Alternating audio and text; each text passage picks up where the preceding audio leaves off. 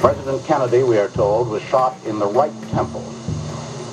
And according to Dr. George Berkeley, the White House medical officer, the White House physician, it was a simple matter of a bullet right through the head. Would it have been possible for him to have been struck by a bullet in the right temple, in the right temple, bullet in the right temple?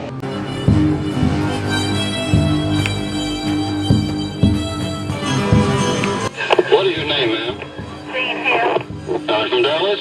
That's right. And did you see the shooting, miss? Yes, sir.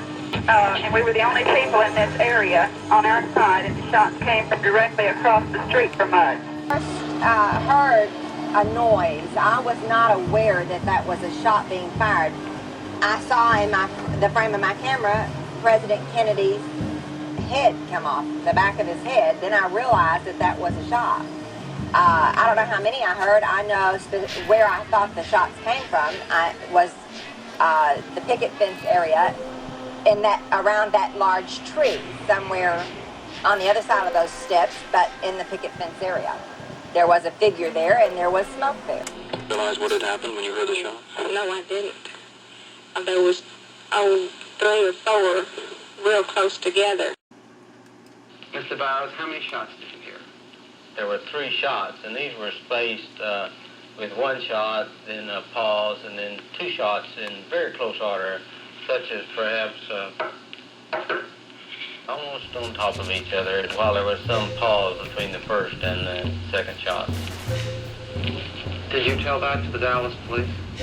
Yes, I told this to the police, and then also told it to the FBI, and also I had the discussion 2 or 3 days later with him concerning this, and they made no comment, other than the fact that when I stated I felt like the second and third shots could not have been fired from the same rifle, they reminded me that I wasn't an expert, and I had to agree.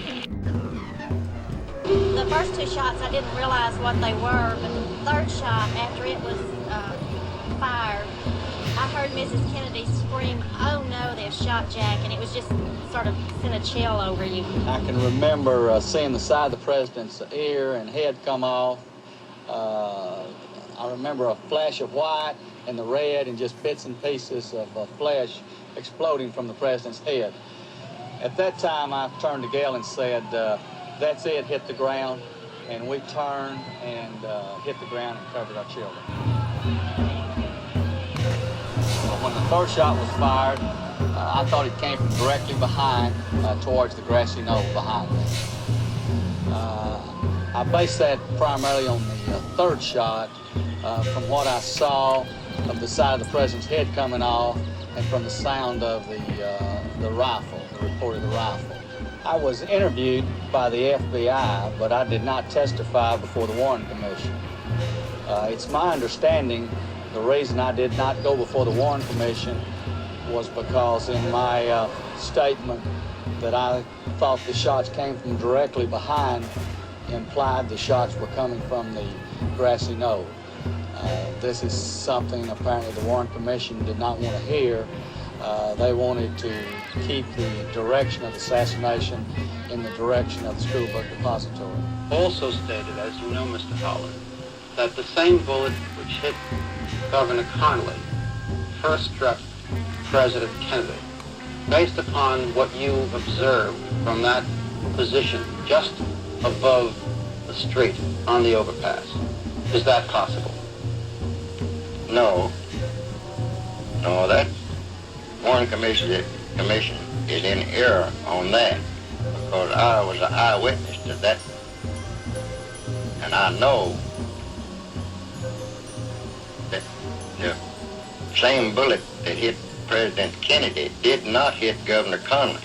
The first bullet, the president slumped over, and Governor Connally made his turn to the right and then back to the left. And that's when the second shot was fired and knocked him down in the floorboard. And it would have been impossible for him to turn had the same bullet hit him that went through the president's neck. Is this the exact spot you were standing on November 22nd, Mr. Holland? That's correct. This is the exact spot that I was standing November the 22nd, waiting for the parade. And where did you hear that third shot come from? Right over about 20 or 30 feet from the other end of that little picket fence. And where was the smoke that you saw? It drifted right out underneath those green trees, those two trees. From behind the fence? From behind the fence. It kind of hung there just like for a few seconds, just long enough that you could see that it was and then what you smoke. And then what'd you do? Immediately after the president's car came underneath this overpass, before I was broke a run around this fence to find out if we could see anybody leaving the area. And were there more cars here on the 22nd than there are today? They were bumper to bumper. It's just a sea of cars. You couldn't hardly get through them. We were jumping over the bumpers, over the hood of the cars to work our way to the spot that we saw the smoke and heard the shot. And we came up to the wooden fence. Mr. Holland, did you remain behind here for a while when the police officers were searching the area? Approximately 15 minutes before I had to go back to my office. There was about 40 or 50 people around here searching. And what did you find here? A lot of footprints behind this car, mud on the bumpers. And I looked around to see if I could find some empty shells or any evidence of a shot being fired and the bullet and shell rejected from the gun. And this is where I saw the smoke from the third shot. Right drifting out around here? Just drifting out underneath these trees. And when that shot hit the president, as he passed by this lamppost, did you see the effect of the shot upon the president? Well, it knocked him over to his left, down in the car. Away from here? Away from here. Now, where was he in relation, where was the car, the president's limousine, in relation to this lamppost? It's just a little to the left of that lamppost we're looking at. In effect, Mr. Holland, the Warren Commission published just a very small portion of your testimony and used your testimony as proof that no shots could have come from behind the fence. Did they accurately and fairly use your testimony? They are wrong, because my testimony, and I made it very clear, there was a fourth shot fired, and one of those shots came from behind that picket fence. And there's no doubt in my mind, and never will be, because I was on the spot. I saw the smoke, heard the report, and saw the smoke from behind that fence.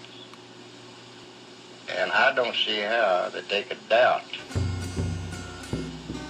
there was a fourth shot fired. The Warren Commission, I think, had to report in their book what they wanted the world to believe when they read the Warren Commission. Everybody in the world was reading this Warren Commission, and it had to read like they wanted it to read. They had to prove that Oswald did it alone. All they wanted to know was 3 shots that probably came from the depository building, which I never have doubted. That's about all they wanted. They about all got into the Warren Commission, really. But I heard 3 loud shots from a Texas depository. The headshot seemed to come from the right front.